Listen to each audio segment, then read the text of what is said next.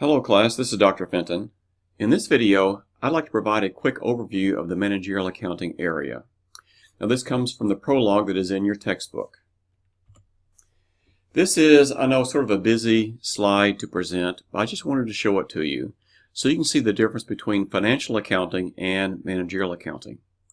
Now financial accounting is what you learned in Accounting 200, your first accounting course, and you can see, for example, for the users here, that under financial accounting, this is mainly for external persons who make financial decisions.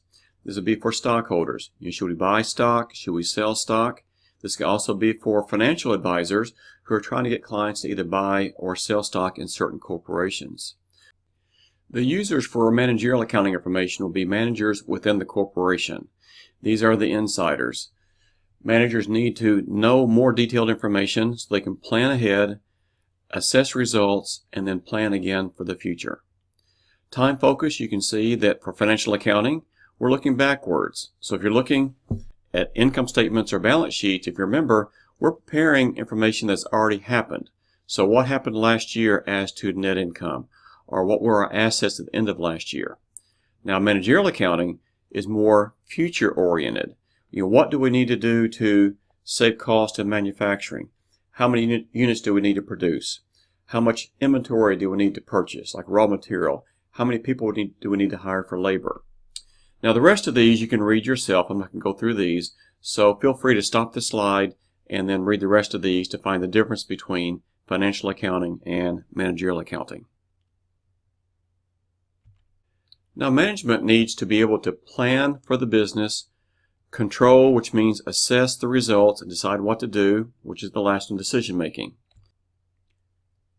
Now planning involves establishing goals for the company, specifying how goals will be achieved in the future, and then develop budgets to make sure those goals will be achieved. And these budgets can be cash budgets, production budgets, or budgeting the entire set of financial statements themselves. Controlling means let's gather some feedback. Let's find out what has happened and then make sure that the plans that we set are indeed being followed. If they're not, we need to change what's going on to get back on the track of the plans that we had set. Feedback in the form of performance reports. And this can be for the performance of like a department, a division of the company, or for an individual within the company. Now let's talk about decision making. Decision-making involves making a selection among competing alternatives. Here are three examples. What should we be selling? Who should we be serving? And how should we execute? In other words, how should we execute the plan we previously decided upon? Now let's look at an example for marketing majors. So for planning, you may have to answer questions like this. How much should we budget for TV, print, and internet advertising? Also, how many salespeople should we plan to hire to serve the territory? Should you hire like 10 people or 20 people? So as marketing majors, as you move up into the corporation, you'll have to decide with accounting numbers on these type of decisions. Now as to controlling for marketing majors, you'll be concerned with such things such as, is the budgeted price cut increasing unit sales as expected?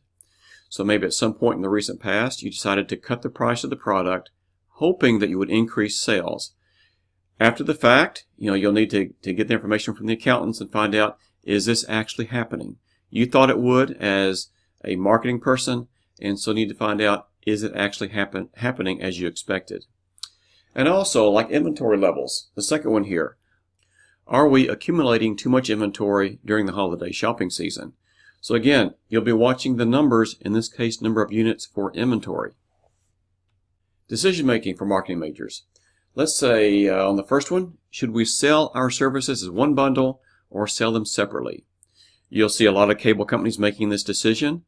Should they sell the internet service along with TV channels? Should they be sold as a bundle?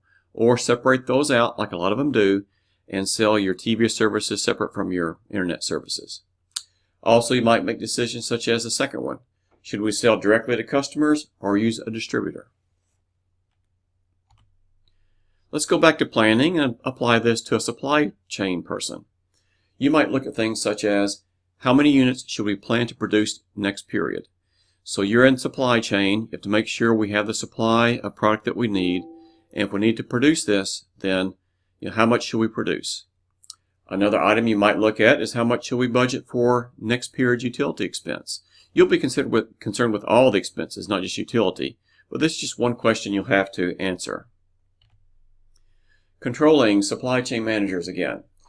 You might want to look at things such as, did we spend more or less than expected for the units we actually produced? Or are we achieving our goal of reducing the number of defective units produced? Getting into the decision-making area for supply chain personnel. You might look at things such as, should we transfer production of a component part to an overseas supplier? So you'll help make the decision, should you make this product in-house or even in the United States, or should you outsource it to someone outside the country? Also, should you redesign your manufacturing process to lower inventory levels? You might want to look at a concept called just-in-time inventory, where you do have lower inventory levels in your production process. So those are just some of the things you would think about as other kinds of majors. Now let's turn to accounting majors. Now the IMA, which is the Institute of Management Accountants, estimates that more than 80% of professional accountants in the U.S. work in non-public accounting environments. Now what does this mean? This means that 80% or maybe more of career accountants do not work for CPA firms. And of course a CPA firm is a certified public accounting firm. And that might be the main type of accountant you might be familiar with. Everyone knows what a CPA is. But most career accountants don't work for CPA firms. So this opens the door widely for a lot of options for accounting majors. Also employers, if you're in the managerial accounting area, employers expect accounting majors to have strong financial accounting skills, but they also expect application of the planning, controlling, and decision-making skills that are the foundation of managerial accounting. Now, a CMA, in other words, a Certified Management Accountant, is a certification you can pick up, and this is widely recognized, widely known within corporations, large corporations.